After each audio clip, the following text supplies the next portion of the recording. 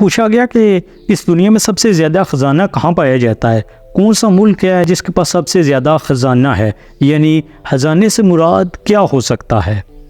خزانے سے مراد یہی ہوگا کہ سونا، چاندی، دولت، پیسہ، زیورات اور دوسری قیمتی قدرتی چیزیں جو زیر زمین پائی جاتی ہیں۔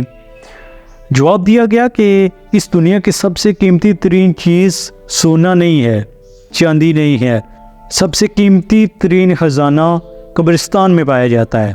وہاں پہ دفن لوگ، وہاں پہ جو لوگ آرام کر رہے ہیں، ابدی نیند سو چکے ہیں، وہ اپنے ساتھ جو خیالات لے کر گئے ہیں، جو ان کے پاس نظریات تھے، جو ان کے پاس سوچ تھی، جس پر وہ ساری زندگی گامزن رہے، وہ عظیم خزانہ تھا، وہ سب سے عظیم دولت تھی، وہ سونے سے بھی زیادہ قیمتی چیزیں تھیں جو انہوں نے اپنے ساتھ لے کر اس دنیا کو کوچ کر گئے۔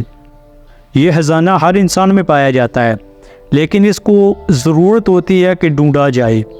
اب ڈھونڈنا کیسے ہے؟ اپنی ذات میں، اپنے آپ میں کھو کر، جیسے اقبال فرماتے ہیں کہ اپنے من میں ڈوب کر پا جا سراغ زندگی، اپنے من میں ڈوب کر سراغ زندگی پائیں، زندگی کا مقصد پائیں۔ جو اللہ تعالیٰ نے آپ کو صلاحیتیں دی ہیں وہ نکھرنا شروع ہوں گی، پالش ہوں گی، دنیا کے سامنے آئیں گی۔